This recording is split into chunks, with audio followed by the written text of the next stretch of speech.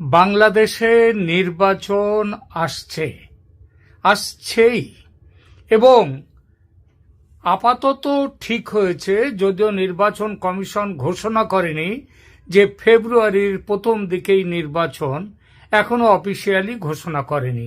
তারা বলেছে যেদিন ঘোষণা নির্বাচন করার কথা তার ৬০ দিন আগে, ২ মাস আগে তারা ঘোষণা করবেন।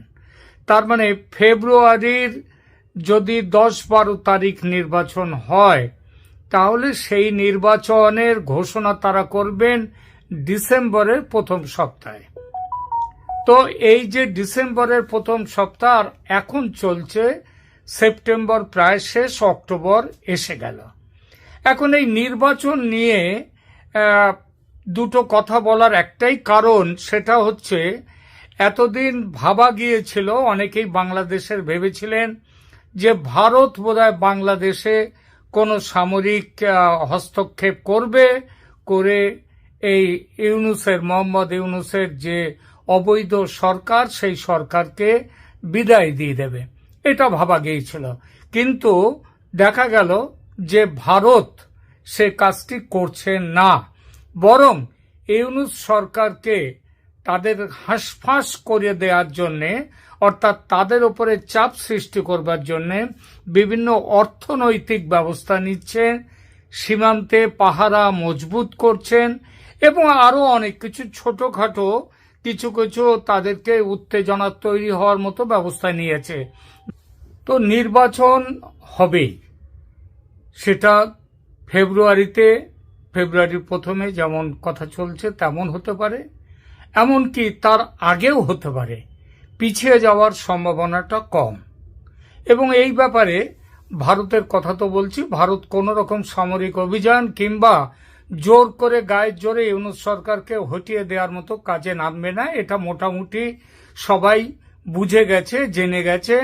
এবং ভারত কখনো বলেনি যে আমরা এখানে করব, কিন্তু বাংলাদেশের ভেতরে একটা বিরাট সংখ্যক মানুষের, বিশেষ করে যারা আওয়ামী লীগের ভক্ত, আওয়ামী লীগের কর্মী সমর্থক, তারা ভেবেছিল তাদের নেত্রীকে ভারতে আশ্রয় দিয়ে যেমন নেত্রীর প্রাণ রক্ষা করেছে ভারত, তেমনভাবে বাংলাদেশের যে অগণতান্ত্রিক সরকার, একটা জঙ্গি সরকার বাংলাদেশে এসেছে, সেই সরকারের পরিবর্তন ঘটাতে ভারত হয়তো ১৯৭১-এর মতো ব্যবস্থা নেবে, অর্থাৎ সৈন্য অভিযান করবে।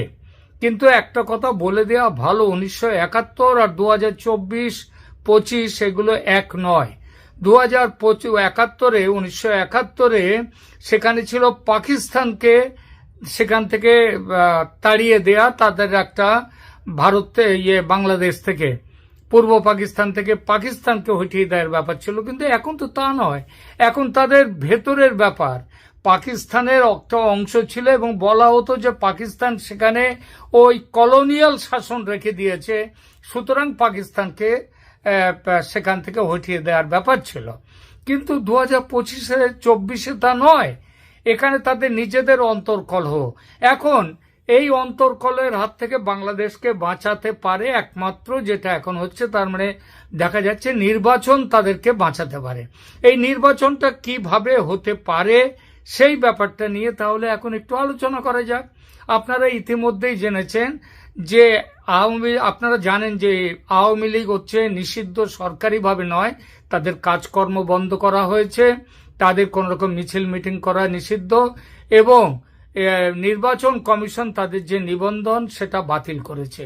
কিন্তু এটা মোটামুটি লিখে নিতে পারেন যে আওয়ামী লীগকে বাদ দিয়ে কোনো নির্বাচন হবে না, এবং কোনো নির্বাচন হবে না সেটা সেই ডিসেম্বরে হোক আর ফেব্রুয়ারিতে হোক, যেদিনই হোক না কেন, একটা জিনিস মনে রাখবেন যে বাংলাদেশের নির্বাচন হবে এবং সেই নির্বাচনে আওয়ামী লীগ থাকবে। এখন আওয়ামী লীগের যে আজকে তাহলে আমরা দেখি যে এই পরিস্থিতিতে আওয়ামী লীগ কিভাবে নির্বাচনে কে কোথায় দাঁড়িয়ে আছে, সেই বিষয়টি নিয়ে এখনকার একটা আলোচনা আমরা এই সময় একটু করব। বাংলাদেশের বৈষম্য বিরোধী ছাত্র আন্দোলনের নেতা নেত্রী যারা এই গত বছর জুলাই আগস্টের তথাকথিত বিপ্লব কিংবা ষড়যন্ত্র যাই বলুন না, সেইটা যারা করেছিল তাদের নেতা নেত্রীরা হঠাৎই যেন উদাও হয়ে গেছেন প্রচারের আলো থেকে। তারা আন্দোলনের ডাক দিচ্ছেন না, মিছিল মিটিং করছেন না। কখনো যদি মিছিল মিটিং এর ডাক দিয়েও ফেলেন, হয়তো ভুল করেও দিয়ে ফেলেন, আজকাল আর দিচ্ছে না, কয়েকদিন কিছুদিন মাসখানেক মাস দেড়েক আগেও দিচ্ছিলেন, হঠাৎ তারা বন্ধ হয়ে গেছে। কিন্তু যাই হোক, যদি সেই মিছিল মিটিং এর ডাক দেন তো কেউ কেউ সেই লোকের অভাবে সেসব মিটিং মিছিল বানচাল হয়ে যায়। সেনাবাহিনী আগের সার্ভিস হাসনাতদের বেশ খাতির করত, তাদেরকে ওয়াকারুজ্জামান তো তাদেরকে পুত্র সম বলে মনে করতেন, কিন্তু সেই পুত্র সম ব্যাপারটা আজকাল আর নেই, তাদের খাতিরদারি আর আজকাল হচ্ছে না। এটা তো গেল এনসিপির কথা, তার মধ্যে আবার এনসিপি ভাগ হয়ে গেছে। একদল তারা আমেরিকার পক্ষে গেছে ইমিডিয়েটলি নির্বাচন, আবার আর দল তারা গেছে হচ্ছে চীনে ছুটেছিল এই কিছুদিন আগেও। তাদের কথা হচ্ছে নির্বাচন আগে, সংস্কার শেষ হবে তারপর নির্বাচন। সুতরাং এখন এই ব্যাপারে তারা এখন বাংলাদেশের যে রাজনীতি, সেই রাজনীতিতে দেখা যাচ্ছে তাদের কোনো স্ট্যান্ডিং, তাদের কোনো সেইভাবে তাদের কোনো প্রভাব নেই। আর এরপরে দেখুন আসি বিএনপির কথা। বিএনপি দৃশ্যত বেশ বেকায়দায় পড়েছে ডাকসু জাকসু নির্বাচনের পর। বিশেষভাবে গত এক বছর বিএনপির মুক্তিযুদ্ধ বিরোধী ভূমিকাতেও মানুষ ক্ষুব্ধ। সবচেয়ে বড় হচ্ছে বিএনপির নেতৃত্ব সংকট। খালেদা জিয়া ভয়ঙ্করভাবে অসুস্থ, তার পক্ষে প্রধানমন্ত্রীত্বের দায়িত্ব নেওয়া সম্ভব নয়। আবার তার পুত্র, যিনি দলের কার্যনির্বাহক সভাপতি, তিনি আবার তারেক রহমান, তিনি দেশে ফেরার সাহস পাচ্ছেন না। অনেকেই বলতে পারেন না, তিনি বলেছেন ডিসেম্বরে দেশে ফিরবেন। প্রশ্ন হচ্ছে ডিসেম্বরে কেন, কেন আজকে নয়? বাংলাদেশের রাজনীতির ধারা এখন যারা নিয়ন্ত্রণ করছে অন্তত সামনে থেকে, সেটা হচ্ছে জামাত এবং ইসলামী দলগুলো, তারা এটা নিয়ন্ত্রণ করছে।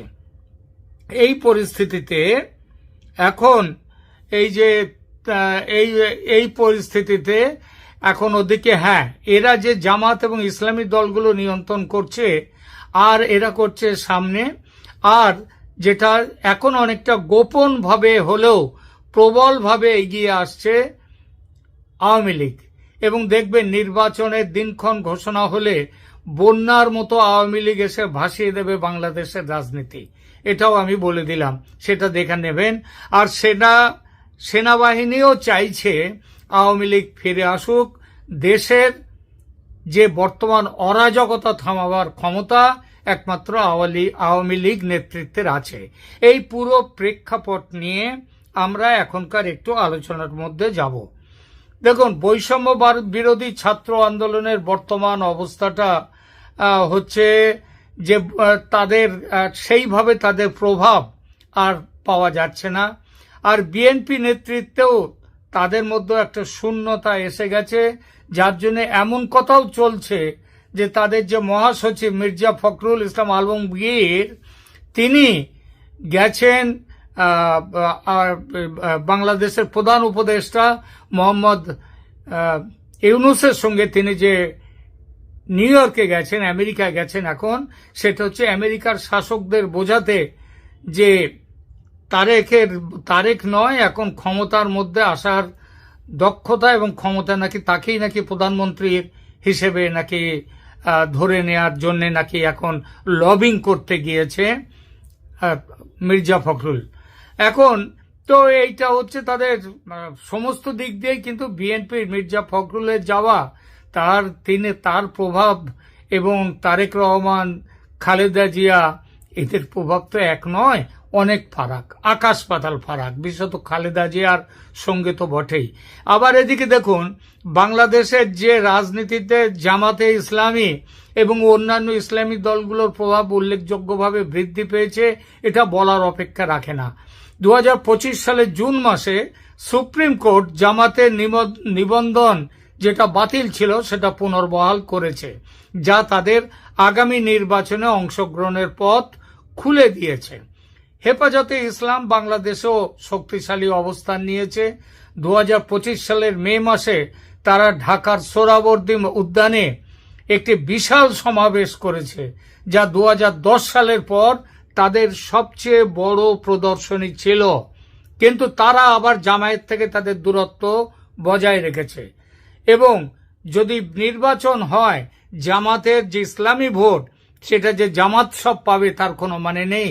হেফাজতে ইসলামীও একটা বিরাট সংখ্যক আসন পাবে।